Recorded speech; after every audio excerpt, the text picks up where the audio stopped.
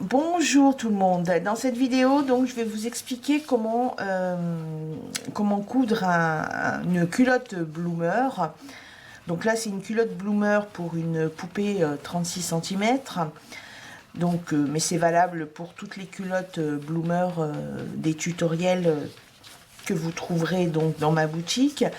Donc dans le tutoriel, je vous explique une façon de faire et dans cette vidéo, je vous explique une autre façon de faire. Donc c'est la technique, c'est monter une culotte bloomer, en utilisant la technique de la couture anglaise. Alors cette technique, vous pouvez l'utiliser pour des vêtements poupées, poupons, mais aussi pour des vêtements adultes ou enfants. La condition pour utiliser cette technique de la couture anglaise, c'est avoir un tissu fin. Ça ne fonctionne pas si vous avez un tissu épais, parce que ça fait des épaisseurs. Mais pour les tissus fins, c'est parfait. Ça vous évite de faire le point zigzag. Donc voilà, vous avez les deux pièces de tissu de la culotte bloomer. Alors, pour la première couture, je vais vous donner un petit truc. Donc, si vous avez un tissu dont l'endroit et l'envers se distinguent clairement, il n'y a pas de souci, vous ne pouvez pas faire l'erreur. Mais si vous avez comme ceci là un tissu où l'envers et l'endroit c'est difficile à distinguer, voici ce que vous devez faire. Vous mettez les deux pièces du patron donc face à vous, et vous mettez ainsi face à face la fourche dos avec la fourche dos des deux jambes. Alors ça peut être la fourche dos ou alors la fourche devant. La fourche devant, c'est la plus courte, ça n'a pas d'importance. Ensuite, vous repliez la jambe de bloomer, donc en mettant vos tissus envers contre envers. Voilà, vous mettez les côtés l'un sur l'autre. Bon, si ça dépasse un petit peu en haut de quelques millimètres, c'est pas très grave. Donc là, vous avez l'ouvrage face à vous. Vous avez bien la fourche dos, tout correspond. Et donc maintenant, la première couture que vous allez faire une couture. Donc là, on est sur l'endroit du tissu. Vous allez faire une couture point droit machine à, si vous pouvez le faire tout de suite, à 2-3 mm du bord. Alors voilà, j'ai fait ma première couture. J'espère que vous arrivez à voir, c'est pas évident. Voilà, j'ai bien mes fourches dos, mes fourches devant correctement. Donc si besoin, vous égalisez vos tissus. Vous coupez, allez, 2 mm, il doit rester 2 mm de tissu. En fait, il doit rester le moins de tissu possible. Si vous avez une Jeannette, eh ben, vous la sortez. Là, vous retournez. Vous mettez dans la Jeannette. Et vous allez écraser votre couture au fer à repasser. Voilà. Donc, vous faites une jambe. Il n'y a pas besoin d'ouvrir la couture. Hein. Il y a besoin, moi je dis l'écraser, je ne sais pas si c'est le terme exact. Voilà. Alors, maintenant que vous avez bien écrasé votre couture, vous allez positionner vos tissus donc endroit contre endroit. Vous mettez bien la couture là, face à vous. Deux petites épingles pour tenir. Voilà. Et donc maintenant, vous allez faire une couture qui va enfermer votre première couture. C'est-à-dire que vous allez faire une couture, voilà. Alors, je vais faire un trait au papier crayon non gras. Avec le trait, je sens ce que je dois enfermer. Voilà. Vous allez faire une couture ici. Une couture point droit. Vous pouvez marquer le tissu, mais vous pouvez le sentir, ce que vous allez enfermer. Donc en fait, là, la couture, elle est à 0,5. Donc voilà, j'ai fait ma seconde couture. qui enferme ma première couture. Et quand je retourne sur l'endroit, voici ce que j'obtiens. Alors normalement, il n'y a rien qui doit dépasser. S'il y a quelque chose qui dépasse, ça veut dire que vous avez fait votre couture trop près. Donc dans ces cas-là, vous n'avez pas besoin de défaire. Bah, vous refaites une couture en décalant un petit peu. Donc logiquement, 1 ou 2 mm, pas plus. Voilà la deuxième jambe. Donc là, je vérifie. Vous voyez, il n'y a rien qui sort. Alors maintenant, maintenant, on va coudre les deux jambes du bloomer ensemble. Et là, vous allez faire pareil. Le seul truc ici, c'est que vous avez des coutures en arrondi. Mais vous allez voir, il n'y a pas de souci. Donc la première chose que vous faites, vous allez mettre vos tissus envers contre envers. Donc l'envers, vous le voyez, c'est là où il y a le rabat. Donc vous commencez par mettre ces deux parties l'une sur l'autre.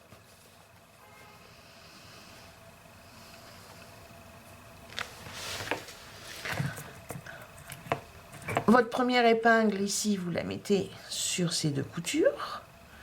Ensuite, vous rentrez vos deux jambes l'une dans l'autre. Ça facilite la couture. Voilà. Donc là, la fourche d'eau. Et là, la fourche devant.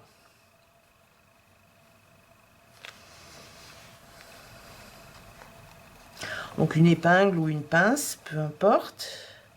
Vous mettez vos tissus bord à bord.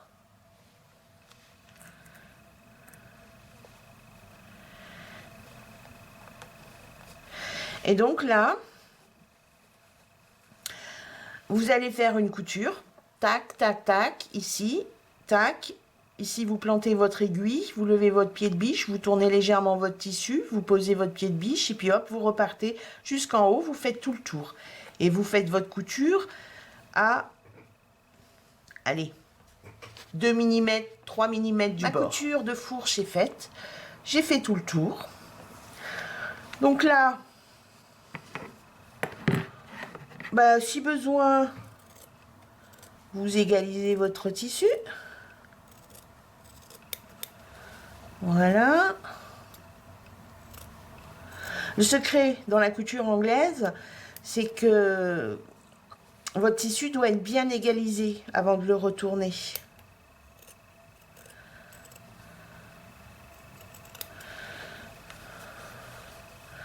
Bon, là, vous pouvez, au niveau des arrondis, vous avez le droit de cranter. Hop. Voilà. Et donc maintenant, retour de la Jeannette. Vous retournez. Et là, vous écrasez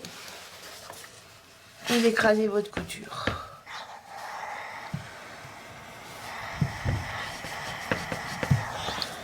Voilà, de ce côté.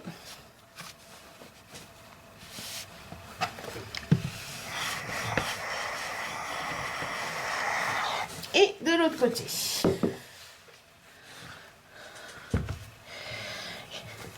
Et donc maintenant, vous positionnez vos tissus endroit contre endroit. Vous faites rentrer les deux jambes l'une dans l'autre, comme vous avez fait pour votre première couture. Voilà, vous mettez bien la couture face à vous.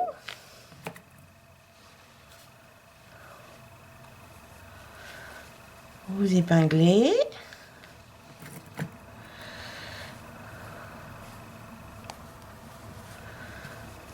Tout autour. Alors vous pouvez, si vous le voulez, faire comme j'ai fait tout à l'heure pour vous aider, faire une petite marque pour définir là où doit être votre couture. Donc là, elle est à 3 mm.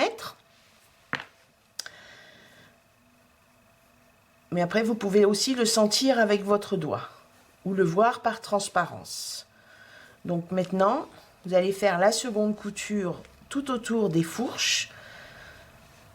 C'est la couture qui va enfermer votre première couture. La seconde couture est faite. Donc maintenant, je peux retourner sur l'endroit du bloomer et vérifier que j'ai bien enfermé ma première couture.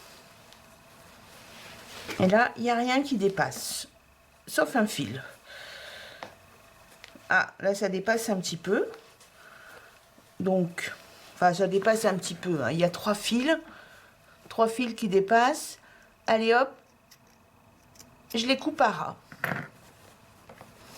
Et donc, ça, c'est l'endroit du vêtement et ça, c'est l'envers du vêtement. Et donc après, ce qu'il vous reste à faire, c'est les doubles rentrées en bas et le double rentrée en haut. Donc là, je vais vous donner une petite astuce pour éviter que au niveau de votre couture, il y ait une épaisseur. Hop, vous crantez.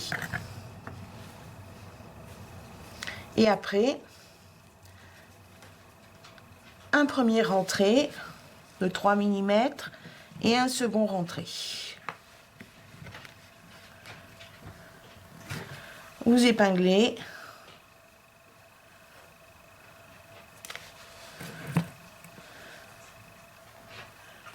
Et vous faites tout le tour. Et après, il ne vous restera qu'à faire la couture pour fixer votre double rentrée qui doit être faite au bord de votre rentrée. Et vous n'oubliez pas, bon ça je l'explique dans les tutoriels, de laisser un espace non cousu pour pouvoir passer vos élastiques.